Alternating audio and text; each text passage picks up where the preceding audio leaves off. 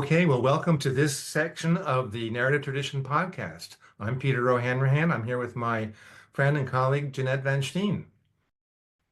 Hello, Well, Jeanette, across the world. yeah, good morning to you, Peter. Thank you. Good evening to you. So, well, this is fun for me because I get to interview you today.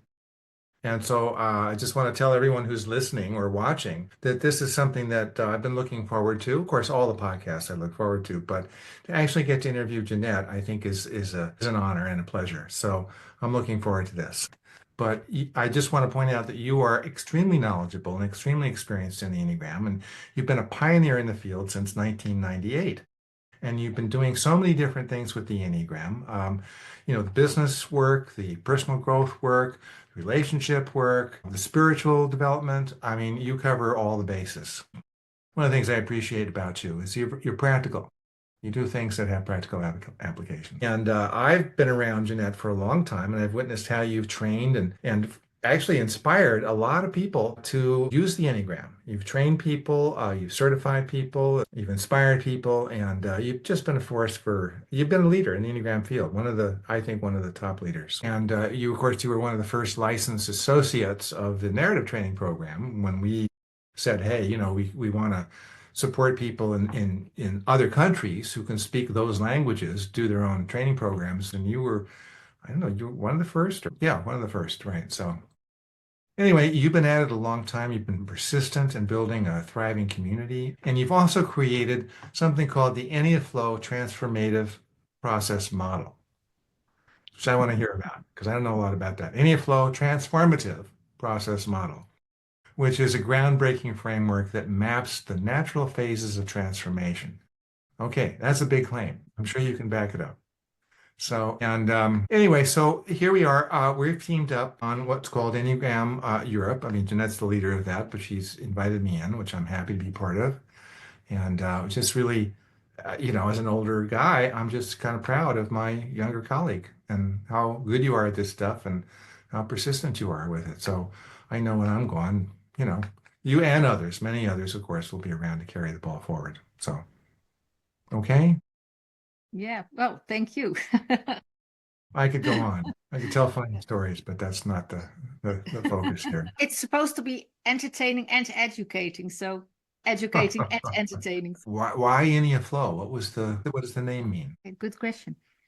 Well, of course, most people, when we talk about the Enneagram, we talk about the Enneagram of the 9 personality structures, or even better, character structures. But I was aware that it was only after the 1950s that Oscar Ichazo brought this as the content to the Enneagram. But the Enneagram symbol stands for much more. And you could say the older wisdom in the Enneagram is not about the 9 character structures.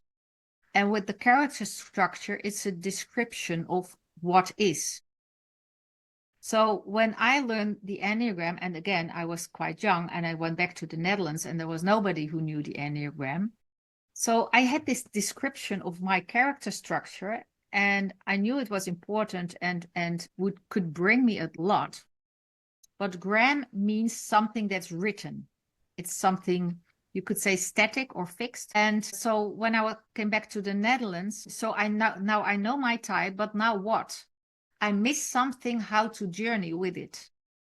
And there was nobody in the Netherlands I knew who knew the Enneagram, but there was a Gurdjieff group in the town I lived. So I joined the Gurdjieff group. And there in the practice of the Gurdjieff work, Gurdjieff, the name of his school was, or his approach was, the harmonic development of men. So their key to the work was the development, the journey.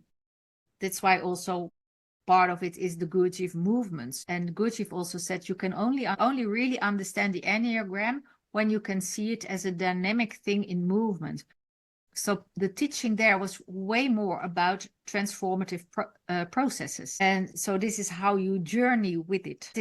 So I studied Gurdjieff books, and it's like a mystery school. So he never in the teaching became really explicit about how a transformative process works, because in a transformative process you go through all kinds of phases or stages, but you experience, you go through it, but you don't know exactly what you're going through. You just observe, you go from one thing to another, like you have an insight and all of a sudden you have a reaction against it, for example. So I missed that, and that's what I found in the Gurdjieff work, how to practice it with it. And when I take the short course. So Gurdjieff never really made explicit what the transformative, the phases in the transformative process are about, and he kept it vague. And that's what they do in the mystery schools, because they don't want to have this wisdom out in the open. So most what we know about Gurdjieff teaching is actually, we know more about his teaching from what his students wrote about it. And you can name Uspensky, Bennett, Blake, Nicol. There are enormous, there's a lot of students have written about what they learned from him in his school. So we learn more about the transformative process work from their books, but again, never really explicit, like something practical. So when I started teaching in the Netherlands, the Enneagram Professional Training Program to certified Enneagram teachers, quite soon I discovered, well, like the Netherlands is a small country, that the people who came to my program, they didn't want to get trained as teachers. They had way more interested to learn from me how I coached people with the Enneagram. And as a coach, you also journey with your clients through a process. So this is when I made a study of like, okay, when I sit with my clients, through what processes do I actually journey with them? And then I thought, okay, but here we have the Enneagram model. And I knew from some points of the Enneagram what happens in the process there. So I try to make the puzzle from what I've learned from my clients, guiding them through their journeys, to see what phase I could actually fit to what point in the process. And I call it EnneaFlow because that was your question. What I also learned from the Gurdjieff work is that Gurdjieff said that Gurdjieff's teaching was we are mechanical beings. We don't know ourselves, we're unaware of ourselves, we forget ourselves, we're like robot beings, unless we wake up. Just was saying when we act out our type, when we are on autopilot, mechanical beings, we lose the energy like through a sieve. There are so many holes. Right. Yes. And that the work is actually to, when you know yourself, that you start to stop leaking this energy. And when you go to this process model, there comes a flow and you have this energy available for other things like your spiritual growth. And the flow, it describes like it's not static. There is a movement in there. I hear you. I mean, I'm going to back up just a little bit because, first of all, not everybody listening may know exactly who Gurdjieff was. So let me just say briefly, most people know who Gurdjieff was, but for those that don't, he was a teacher of human development that showed up in Russia, in Moscow, in about around 1914, 15, and had a school of development, human development, as you mentioned, a school of harmonious development for humankind and so on. And he used the Enneagram symbol as a kind of a centerpiece of his work. He didn't teach about 9 personality types, but as you say, he taught about many other very important aspects of, our human existence and how we could develop beyond being a machine. We could wake up to what's important in ourselves. And of course, he had a program that helped people do that. But Gurdjieff's Enneagram was something a little bit new, which he called, again, referred to the Enneagram as containing the natural laws of the universe. And if you understood the Enneagram and the natural laws, you understood a whole lot about what's happening. So, yeah. And those natural laws are also in the transformative process. I know that, but you're coming at this it's connected to Gurdjieff, but of course I've always read the Gurdjieff's books and been interested in the process Enneagram, and you understand that people have written about that, and the law of three and the law of seven, which actually comes into our personality type system because we tend to move on those lines. Who knew? And that's a whole other conversation. But you've done something a little bit different, I think, or at least I haven't. This is the first time that I have encountered this. So tell us. So when you talk about the EnneaFlow model, you're going around the circumference of the Enneagram. Is that correct? Yes, yes, exactly. And actually, that's also like older, and it's like hidden in the books also. So Uh-huh. I studied loads of books. And like you say that it's old. Well, actually, I bought the books of Kathleen Speed because you mentioned them to me. And I hear, for example, well, just to show the kind of things I study. I'm a freak, This book, can you read it? Dialogos. Yeah. And this is from Ramon Llull. And Ramon Lull? the Spanish say Llull. You You. say lol, you say We lol. say- Right. Right. He was the guy that brought the Yeah. first Enneagram to the published Enneagram back in the day, right? Yeah, well, and it's like here, the symbols you write about. Can you see that? Yeah, I can, kind yeah. of, yeah. And he, and this is from the 13th century. He's born in 1235. He's a mystic born in the Spanish island, Mallorca. And he already writes about the vices and the virtues. And he already has a diagram with 27 in it. Right. So there's What a coincidence. so now on the internet I hear more and more people say, oh, it's not really old. That's just, well, okay, maybe it's not thousands of years old. Well, I think it does go back to Pythagoras, but it's a different podcast. But in this, he writes about the Kabbalah, the Jewish tree of life. He writes about Al-Ghazal, who's the Sufi, who's a famous teacher within the Sufi community. Laleh Bakhtiar writes about him all the time. So it's already all there. It's still already in the 12th century. It was all there. Yeah. So where were we? Well, okay. So you say that there are 9 phases of transformation Yeah. in the EnneaFlow model. So can you do that? Yeah, go ahead. Actually 10. Well, just for example, and I also had like a Sufi teacher, that the very first thing we need on our journey, I already mentioned it before, is to wake up.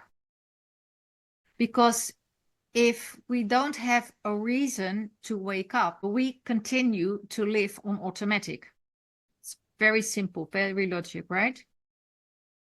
So this Sufi master, he was very clear. If you do not, so these phases in the transformative process are also about, if you don't address them, then that's where the process stops. So when you don't wake up to yourself, to who you are, to why you're here in life, to what your journey or your is about, when you don't wake up for your developmental journey, nothing happens. That's where it stops. And then when you look at people of Enneagram type 9, we all know what their passion is, and their pitfall is that I had people in my training program of type 9 who shared with me, well, to be honest, there are days that I don't wake up all day, and not literally like staying in bed. Well, actually some shared that they could do that as well, but also that even when they got up in the morning, it felt like that the whole day their head didn't wake up. It felt like being in a mist or something. And of course, we know the defense mechanism of people of type 9. What's the English name? Numbing out?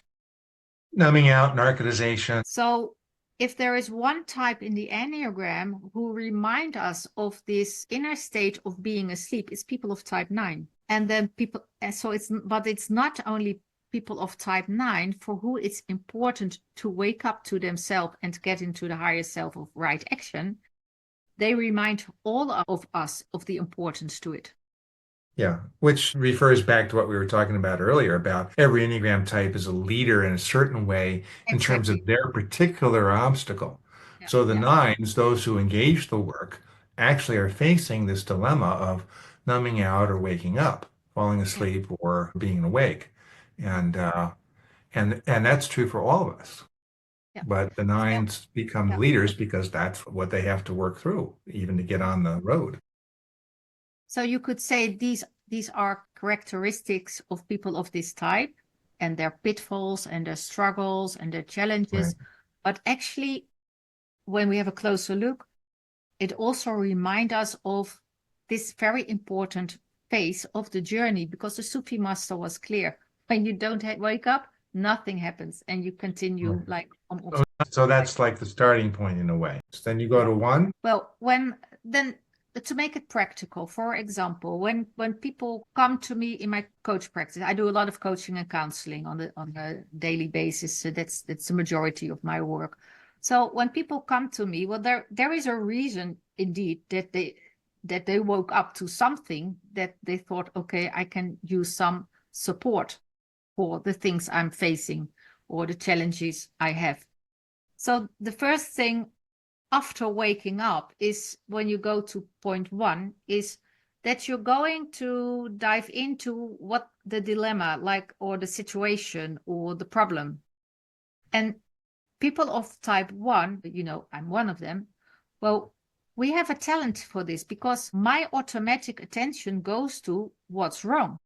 Right. Yeah, and to dive into that. In Dutch, we have a saying like, oh, how can I translate this? Soft healers make stinking wounds. Does that resonate with you? I say it like this is Not exactly. really, no, but we're, Yeah. So when a doctor, when they are too, when they do not clean the wound right, I see what you're saying. you get Yes. Right. It that's what. festers. How Yeah, would you got it. say that in English? Well, if you don't go deeply enough into cleaning the wound, something will remain in there and will fester and create a larger problem. Have to really affect your whole system. Yeah. And I think that's really a good description also for people of type 1, because we do when there is a problem, we do dive into it deeply to figure it all out. So we do clean up the wound thoroughly. So we Right. dive into it. And Right. so what happens at point 1 is, well, okay, after you wake up, then you start to look around. Okay, like what's the issue? So So you're what talking about facing the issue, facing the issue? right? Yeah. And then point When you two, when you go to point 1, okay. So when you fully explored what the issue is about, and coaches and counselors and therapists probably recognize this is what you do when you have a new client. You first explore what the issue is about. Then the natural flow, the next question is, okay, and what do you want with this? And you start to explore, because when the issue is clear, that's the logical next question. And you start to explore, what are your needs really? What do you long for? What do you want with this? So that's the next thing you're going to dive into. which makes sense because if we know the personality types, that the twos, but not just the twos, but the twos, of course, have to ask the question, what do I want? What do I really need? Yeah, And exactly. So and this is also how people of type 2 remind all of us about these important questions right. to Well, let's stand go through still. the rest briefly, if that's okay. So and excuse me if I'm rushing you, because I know there's a whole seminar and a program and a Yeah. exploration here, but for Okay. our purposes, because people would want to know, we'll do all nine. So what's point three about it? Well, what we also already talked a little bit about is that is the law of 3 in the Enneagram. But also what Gurdjieff taught was like the shock points. If they're Right. not, so at the shock points, and you know, with the do re mi fa sol, it's not exactly there, but when we put it on point 3, it's like, okay, if you point 9, if you don't wake up, nothing, it doesn't even start the process. What happens at point 3 is, I call it the point of transparency, of getting truly honest with yourself. Because often when there is a problem that most of the time our attention goes to the outside world. If there is a conflict, of course, as a mediator, I've guided so many people through conflicts. First, automatic attention goes to the other person or other persons, or the outer world. What's the cause of the problem? At point 3, you bring it close to the people, like, okay, and how do you contribute yourself to the situation or problem or challenge? And this is perhaps you already feel it. So this is where you can also mirror, when you have a client, mirror the client about how they contribute themselves to the situation or the conflict or the problem. And of course, the inference is that since it's a shock point, if you can't get there, things will stop. Absolutely. Forward movement will stop, huh? And you're saying face themselves and be honest with themselves and how they are part of this dilemma or problem that they're facing.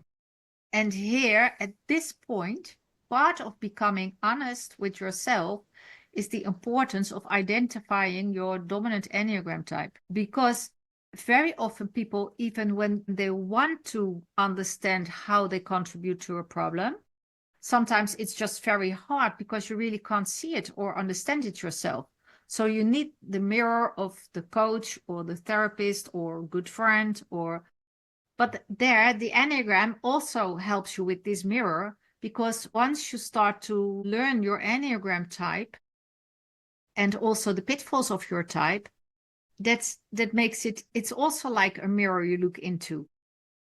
And yeah, the more you talk about this, I could just feel this resistance rising in me. Like, well, wait a minute, you're telling me I made this happen, and it's those other people that if only things were different, and it's because of this and that happened, and when I was young, and now you're asking me to take responsibility for my situation.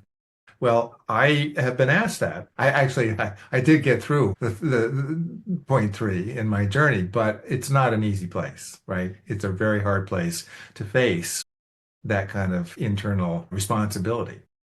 Yeah. So and then at point 3, getting honest is also the honesty of how does your type operate in you? And what is the effect of your type to the other person or to the situation? So this is a big part of the work. I got it. All right. I got it. All right. Well, let's leave that one. I'm joking. Of course, you have to spend as much time there as you need to, but let's assume that we've been able to kind of work that to some degree, enough to stay on the path, part of the flow. What happens at point 4? This is the point I call the point of the catharsis, the point of where you sit with the pain of all the things you discovered at point 3. Because at point 3, when you get really honest, it's like when you take away everything that covered something, what you end up is, it's like, can be very naked, but also very painful. What's all there all of a sudden. And I see it happening when people realize, like, oh, this is how I contributed to the situation. And once they see that, then they find it awful. And now, of course, I talk about a negative problem, but maybe you have experienced this yourself, like somebody shares something with you and you are not aware of it. And then when you are aware that how you caused perhaps some pain or problem for the other person, then it's awful because you never wanted that. And that's painful. I think we're all familiar, or many of us are familiar with that particular.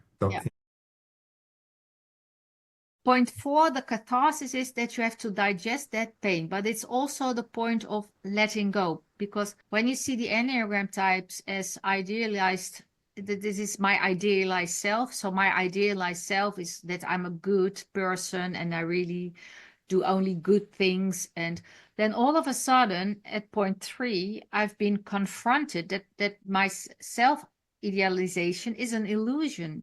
And also letting go of that can be very painful. Right. But the letting go can also be that you discover about patterns in yourself, in your relationship, in your life, that doesn't really serve you any longer. It can, at point 4, the letting go can be about painful things you go through, but it can also be that you have clarity that it's actually better for you to let go of things.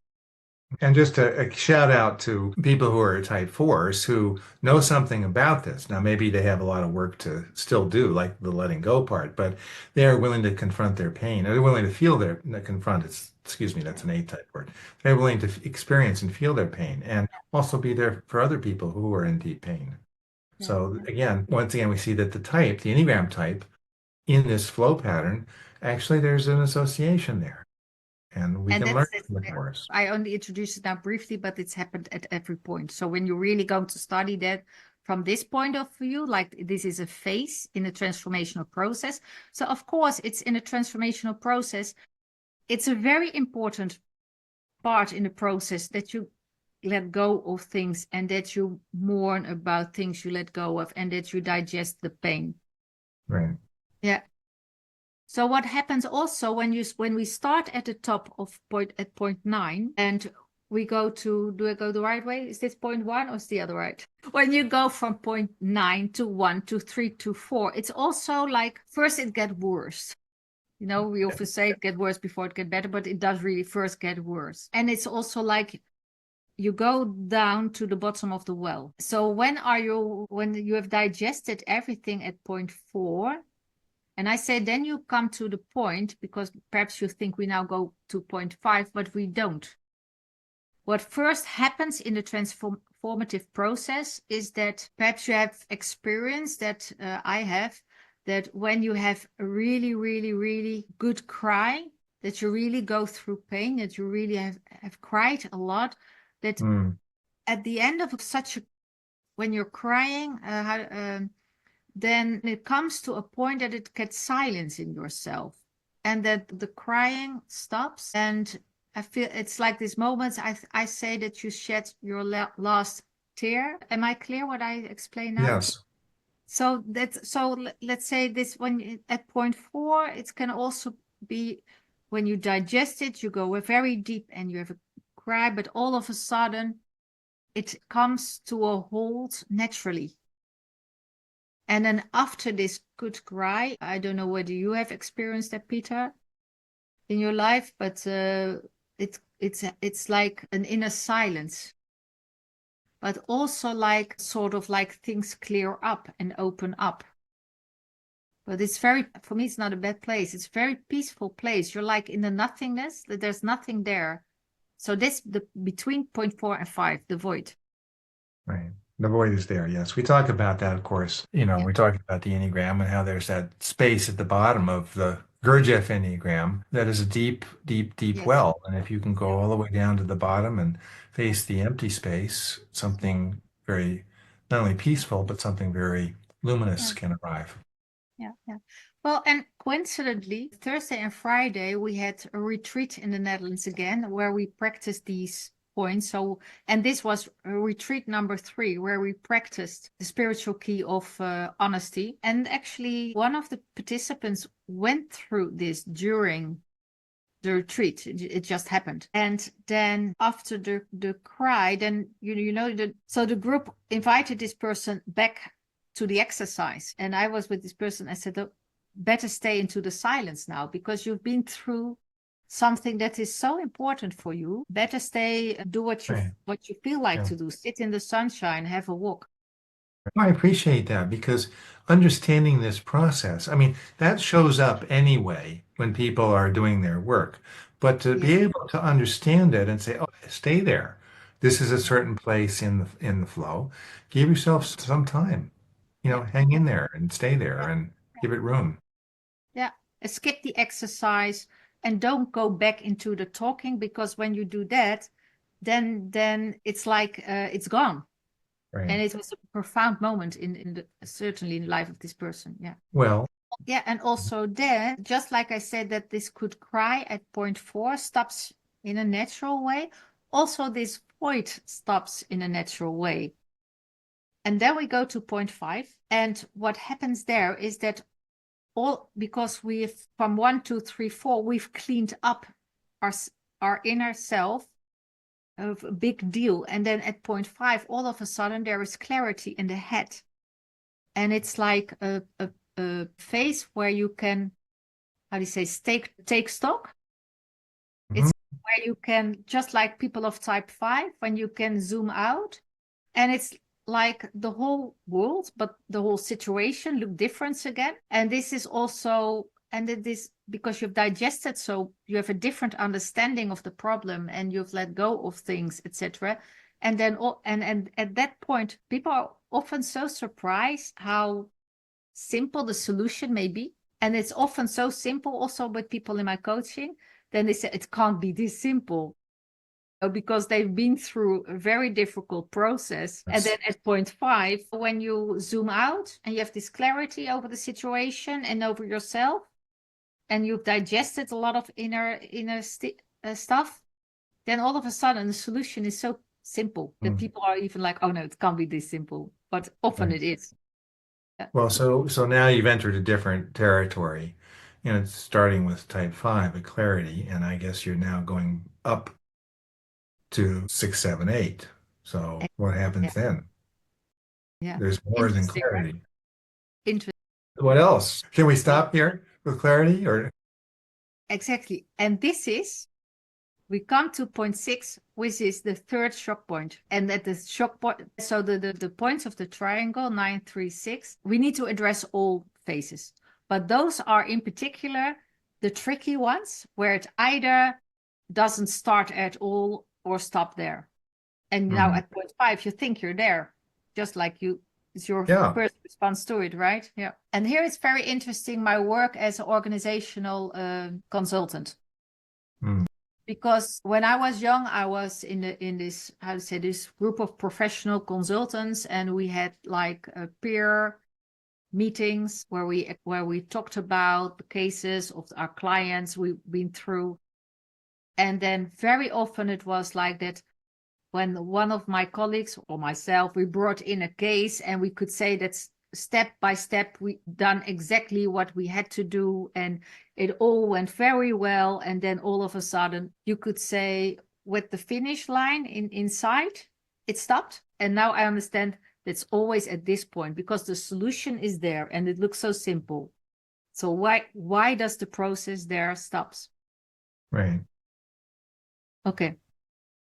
Remember Helen teaching remember Helen teaching the app reaction? Yes. The abdominal reaction? Right. That's what happens at point 6. There's a big counter reaction, huh? Yes. Well, we could say resistance, massive resistance shows up. Exactly. Contraction. Exactly. So point 6 is, of course, the point of anxiety and fear and worry, but it's also like where the foot goes back on the brake. Because if this solution, even simple, or that we come up with at point 5, it's not a natural solution, right? Because if it would be a natural solution for you, then you would not have needed this whole process to come to this. So it can be as simple as that, perhaps, for example, recently coached person type 9, it could be as simple like, okay, so all you need to do is go to the person and talk about it. So this solution is with the head. Yep. But when you visualize at point 6, just really, so when they sit with the coach and it looks like a really good idea, so all I need to do is go with it to talk with the person. Yes, right.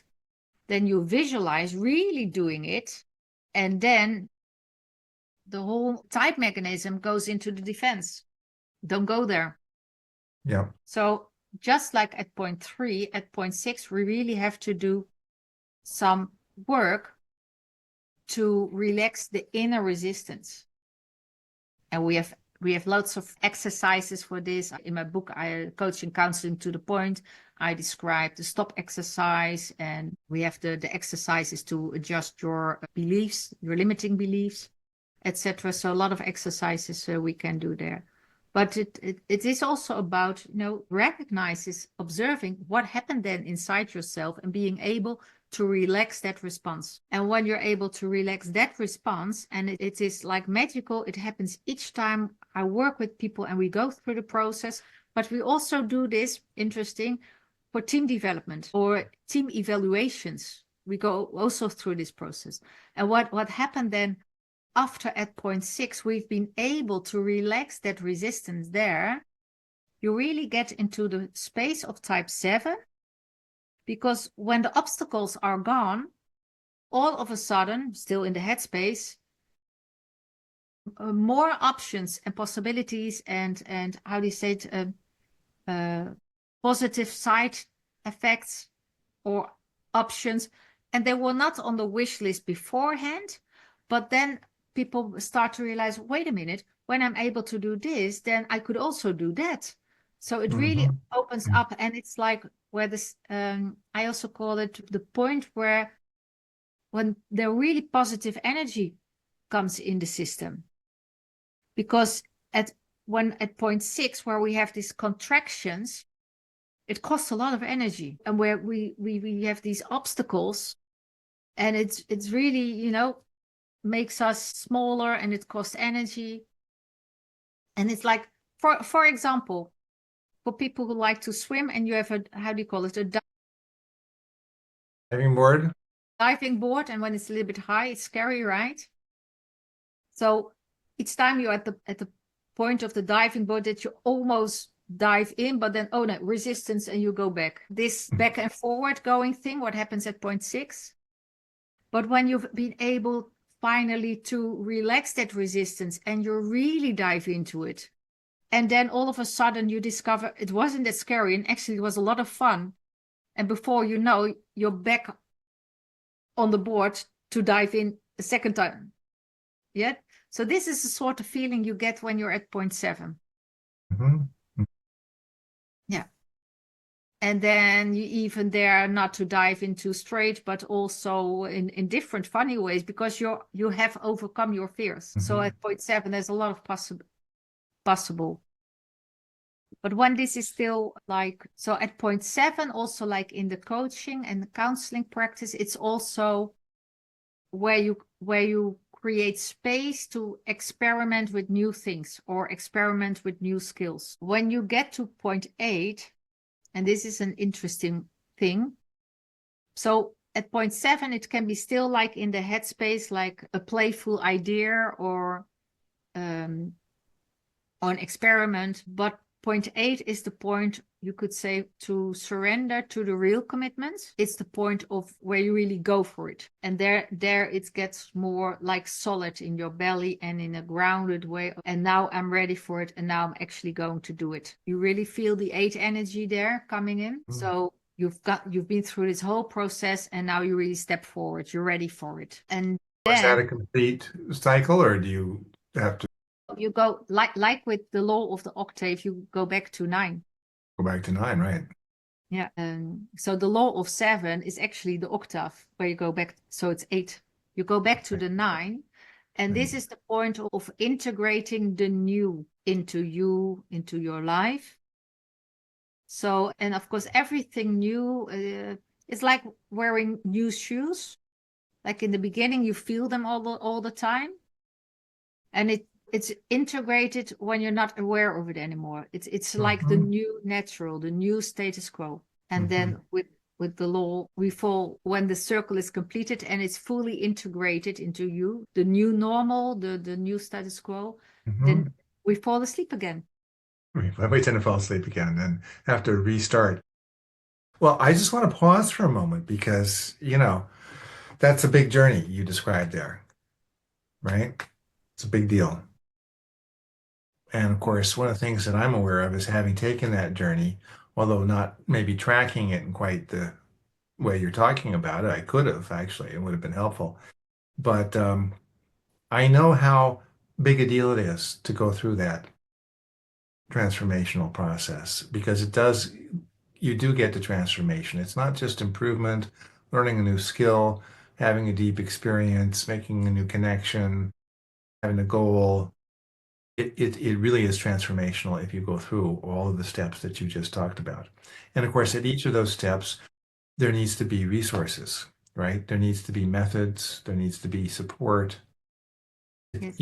I mean, I know you talk about all this. In fact, you do it with people because you have a program that does exactly that, right? So, but for people who are listening, I just want to, it's a big deal. I mean, I feel like I've reflected on some aspect of my life, some parts of my life where I met and I suffered and I grew through that and I expanded and then I internalized and I integrated. I mean, that whole cycle that you just described there. So it's a very big deal. And perhaps sometimes it takes quite a while to get around all 9 points. Yeah. But at least, well, this is actually the program of our certification program to become Enneagram coach and counselor, Hmm. to make this journey yourself and to guide your clients through this journey and to support your clients through this journey. But for me, the difference is, well, when I started in my work as a mediator and as a coach, etc., in my work, then of course, with good intentions and with everything you learn to work with models and to work with exercises. And it's more like, how do you say, trial and error. So you do something and it's worthwhile but with this, I feel like you have a steering wheel in hand. So you not just have a map of the inner world of the person, but you actually also have a map of the journey itself. Right. And Well, I hear you. And again, just amazed that the Enneagram provides these maps for us and that there's all this intelligence in the diagram itself and is there as a resource for us. I want to make sure I say this because what I'm remembering here is that I have a little book on my dining room table. It's called I Am the Work by Jeanette Van Stijn, although your authorship is very small print in the very last page. I think that's interesting. But you wrote a book about this, and it's a very simple book. And it's easy to grasp and easy to read about just what we've been talking about here. And when I was reading that book, it was extremely clear to me. It's like, oh, yes, of course. And then you go here, and then you go here, and then you gotta, and it's a book that you wrote for young adults. And yet I found it very useful. And I'm not a young adult anymore, but I can see how you have a way of taking this work to practical application. I guess that's the point I want to make. And the way you wrote about it in this book, I Am the Work. And I just want to say this is an excellent book, and I hope people get a chance to read it. You got a copy there? I got a copy here. I always have lots of books around. It's this Okay. book. And It's it's very available big. on Amazon now. Great. All right. I highly recommend it. Yeah. I've been And passing I out copies to yeah, my young adult family members. walked out of Right. I walked out of the house. I get a copy, and somehow it walks out of the house with somebody.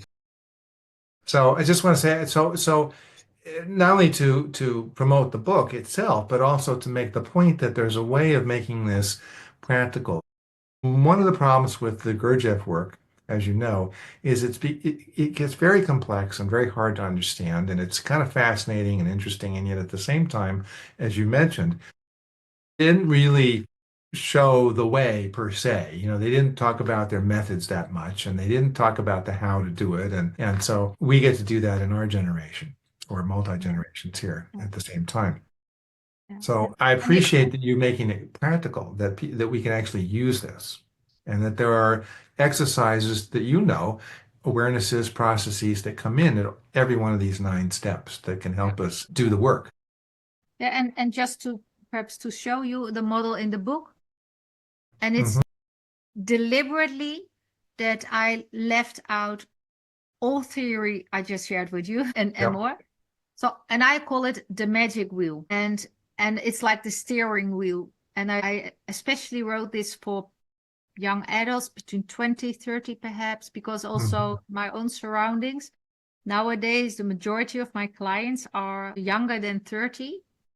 And also Oh. after COVID, the Dutch population with research, they often come out as one of the more happy people in the world.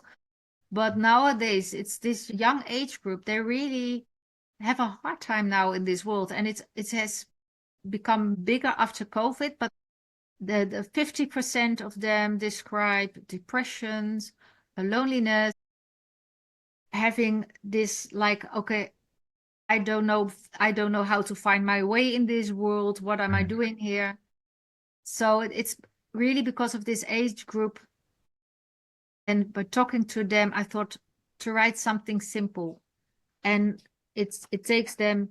So here it is like hey, you wake up. Hmm. It's very little theory, but then what I did with this is like for each phase, there is a page of questions for them to sit with, but they can also do it with their peers. Right. Especially that age group, often they don't have the resources to go to a coach but they can do it with the peers. So this is the way why I wrote it so simple and so Well, thank you for that. practical. So you've got this happening at different levels, right? You have a very simple book and a profound book for young people or anybody who needs it very simple. You also have a very elaborate book, a very long book, a reference guide, Yeah, coaching and counseling to the point, which gets yeah, very, very specific. yeah, You've got yeah, the yeah. programs. Yeah, there it is. There's that book. This is the thick book. That's the thick book, right? It's for professionals, and there it's completely described how you can work with this with your clients and how the different 9 types through this model. And you've also got programs, although I assume they're in Dutch. So, No, actually, we teach everything also in English.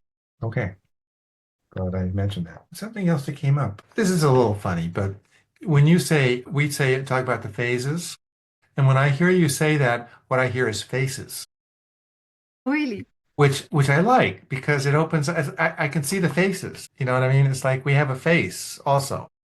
So we have a phase, we enter a phase, but it also gives rise to a certain face, and we face something in ourselves. So anyway, I just wanted to point that out. Okay. So how do I say it right? Because this really I triggers think it for was right someone. for me because it was, yeah, I understand you're saying phases. This Fa- Z sound, phases. Faces. This is Face. like a B, you know, Faces. the phases, right? Faces. Uh, I hope everybody watching and listening understands. I'm sure they Face. got it. I'm sure they got it. But phases also works pretty Faces. well. I'm going to practice this one. So, okay, so thank you for describing that. It certainly helps me understand more about it. And I can recognize a lot of my journey in that, even though I didn't know that particular map, that application of the Enneagram at the time. And it's a way to organize our work on ourselves and also our work with our clients if we're a professional counselor or coach. So I just want to appreciate you thinking all this through and then making it available. Is there anything else before we wind up for now? Anything else that you would like to say about this material or your Enneagram journey in general? Well, perhaps that people who are listening or watching and they want to learn it, you ask me, is it available in English? Yes. And actually, this is what you and I will teach as one of the 3-day masterclasses in the summer school. Yeah. So we hope everybody knows about the Enneagram Summer School in July and the Yeah. gathering and the teachers and yeah, I mean, it's going to be, I don't know, I'm looking forward to it in a very big way. Not just because I get to teach, but because there's all these other great teachers happening. Does everybody know where the link is to the summer school? Well, when people go to the web page for the Narrative Tradition podcast, so we have 2 different web pages. The first one is for the Narrative Tradition podcast, which is www.thenarrativetradition.com. .com, right. Doesn't say the Enneagram and it doesn't say podcast, so that's important. The narrativetradition.com. Yeah, so we kept it as short as possible. And the other website is the Enneagram Europe website, which is Right. also www.enneagrameurope.com. And is there a dash in the middle? Thank you, Peter. Officially, it's with the dash, but if you write it without a dash, you come to our webpage as Okay. well. I'm just trying to pin this stuff down because I'm Yeah, slow if I don't get it. You know, actually yeah, it's Enneagram-Europe.com. And if you yes, forget the dash, it still works. yes, yeah. We try to make it as easy for everybody as possible. Yeah, Yeah. yeah. And perhaps I didn't say, but in the 3-day masterclass, we actually make the journey through the 10 phases. And we Uh-huh. also do it with panel interviews. Uh-huh. Yeah. So people can experience it. Right. So So we, it's highly experiential.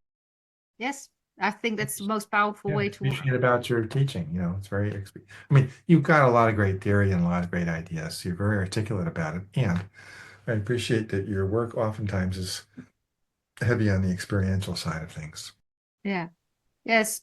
Yes. So actually the thing I often, when people say, well, what is the teaching like at Enneagram Europe? And then I actually often say at Enneagram Europe, we do not talk about the work, we do the work. So now, of course, in the podcast, we do a lot of talking about the Right, work. I'm talking, right. Yeah. We don't have But people in the room, right? Yeah. yeah. But in the Yeah. retreats and the training programs, it's more that we do the work. Wow. Anything else about what you see coming down the road? You look ahead for your own work or for the Enneagram in general? Well, what we talked about before, that a lot of the work is now online available, and the teaching of the Enneagram types, sometimes online, well, what I see or hear tends to get more to the surface of describing the Enneagram types. And this is what we do, what we are dedicated to in addition keep the work available on site, in person. Because Right. I really hear a lot of people enthusiastic about online programs, and I believe that. And I think it would be a pity if we would lose the work on site and in person. I think Right. it's good to keep it all available. And of course, to get it organized, the groups for on-site, in-person programs, it's a lot of work, and you always take a risk when you organize something. I think it's Yeah. very important that we keep the work like that available, because I do think that's where the real connections between people and within the community come. And Right. actually now what's happening in the world, I think we need more than ever to come together and know each Yeah. other, support each other. Well, I appreciate that you and your partner Dries have taken the job and the risk of leading a program in the summer. But it's really quite an offer. And I have to say it's to me it's unusual in my experience as an Enneagram participant and Enneagram teacher. I mean, other people have also made some very wonderful programs and, kind of invited people to come and do their deep work with support in a group of like-minded people. And certainly this summer school is one of those kinds of events. So I'm happy that it's happening. I just want to say it's very accessible and very inexpensive. If you come just for the community stuff, I just want to say it's a gift. It's a gift. You're not making any money off of that, that's for sure. And we have this big, wonderful facility, right? Yeah. Nice place out in the country in Netherlands. So Yeah. it'll be a lot of fun. So I would say, don't hesitate any longer. If you want to be part of us, please Yeah. come. Yeah. And of course, you're so good at being available to talk to people. And you're having these, what is it every couple of weeks you're having a online talk about this or? Bi-weekly. Wait, Yeah. I see. And so you're hosting a kind of a gathering bi-weekly, which Yeah. includes the summer school, but also whatever else people are bringing in terms of their Enneagram questions and what they, are People, interested Enneagram people who like to connect and be part of this community, want to connect with other Enneagram enthusiasts and professionals. Jeanette, thank you. I really appreciate hearing from you. I feel happy to know that you are at work and you'll be continuing your work for a long time and making this kind of contribution to the world. We need it. The world needs this kind of stuff. So thanks. You're welcome. All right. See you next time. Okay. And we hope for everybody watching and listening to join us also in the next podcast. Okay. Bye for now.